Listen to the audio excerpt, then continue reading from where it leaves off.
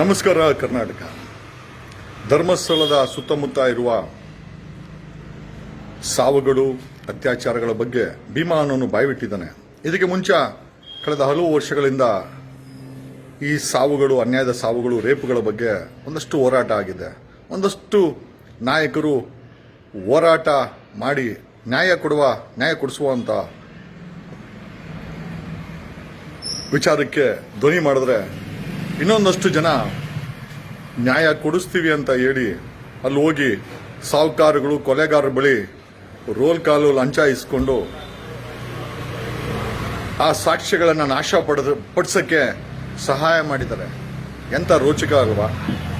ಏನೇ ಆಗಲಿ, ಸತ್ಯಕ್ಕೆ ಒಂದು ಶಕ್ತಿ ಅಂತ ಇದೆ. ಸತ್ಯಕ್ಕೆ ತನ್ನದೇ ಆದಂಥ ದಾರಿ ಇದೆ. ಸತ್ಯ ಬೆಂಕಿ ಇದ್ದಂಗೆ,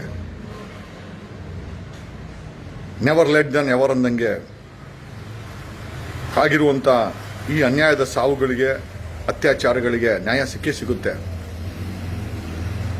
ಒಂದಷ್ಟು ಜನ ಪಾಪ ಪ್ರಾಮಾಣಿಕವಾಗಿ ಹೋರಾಟ ಮಾಡಿದ್ದಾರೆ. ಅವ್ರ ಬಗ್ಗೆ ಗೌರವ ಇದೆ. ನಾಯಿ ನರಿಗಳು, ಬೀದಿನಲ್ಲಿ ಹುಚ್ಚು ನಾಯಿಗಳು ಮತ್ತು ನರಿಗಳು ಹೋಗಿ ಸಾಹುಕಾರಗಳ ಹತ್ರ ರೋಲ್ ಕಾಲ್ ಮಾಡ್ಕೊಂಡು lakh ಈಸ್ಕೊಂಡು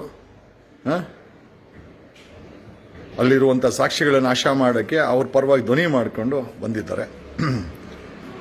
We are voicing based on the complaint filed by Bima ಅನ್ನೋ ವ್ಯಕ್ತಿ ಯಾರು ಊತ ಹಾಕಿದ್ದಾನೆ, ಅವನ ಕಂಪ್ಲೇಂಟು, ಅವನ FIR, ಅವನ 164 ಸ್ಟೇಟ್ಮೆಂಟ್ ಮೇಲೆ ಈಗ ಮುಂದೆ ಆಗಬೇಕಾಗಿರೋದೇನು ಅಂತಂದರೆ, ಸರ್ಕಾರ ಫ್ಯಾಕ್ಟ್ ಫೈಂಡಿಂಗ್ ಕಮಿಟಿಯನ್ನು ರಚನೆ ಮಾಡಬೇಕು.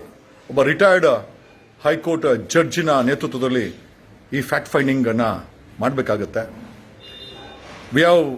ನಾವು ಫಾರ್ಮಲ್ ಆಗಿ ಸರ್ಕಾರಕ್ಕೆ ಫ್ಯಾಕ್ಟ್ ಫೈಂಡಿಂಗ್ ಕಮಿಟಿಯನ್ನ ರಚನೆ ಮಾಡೋಕ್ಕೆ ನಮ್ಮ ಕಡೆಯಿಂದ ಮೇಲ್ ಹೋಗಿದೆ, ಫಿಸಿಕಲ್ ಕಾಪಿನೂ ಪೋಸ್ಟ್ ಆಗಿದೆ.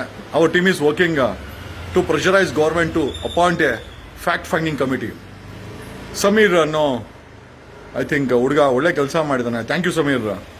ಓಕೆ, ಬಟ್ ನೀವು ಮಾಡ್ತಾರಂಥ ಆರೋಪಗಳಿಗೆ ಸರ್ಕಾರ ಫ್ಯಾಕ್ಟ್ ಫೈಂಡಿಂಗ್ ಕಮಿಟಿ ರಚನೆ ಮಾಡಿ ನೀವು ಮಾಡ್ತಾರಂಥ ಆರೋಪ ಇದೆಯಲ್ಲ, ಅದಕ್ಕೆ ಪುಷ್ಟಿಯನ್ನು ತುಂಬಬೇಕಾಗಿದೆ.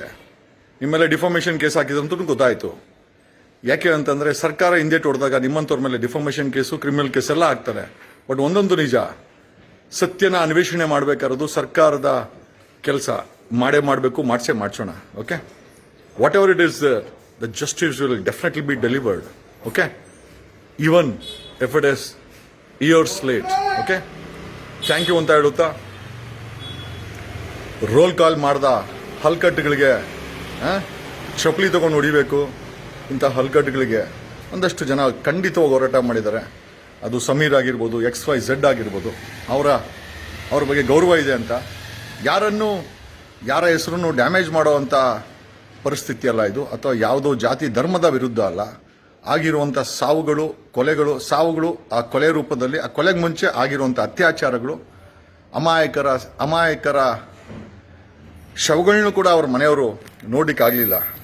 ಏನಾದರೂ ಅಂತ ಅವ್ರಿಗೆ ಗೊತ್ತಾಗಲಿಲ್ಲ. ಹಾಗಾಗಿ ಇದಕ್ಕೆ ನ್ಯಾಯ ಸಿಗೋಣ, ಮತ್ತೆ ಸಿಗೋಣ ಜನರ ಧ್ವನಿಯಾಗಿ. Thank you. ನಾನು ನಿಮ್ಮ ಅಡ್ವೊಕೇಟ್ ಜಗದೀಶ್. Thank you.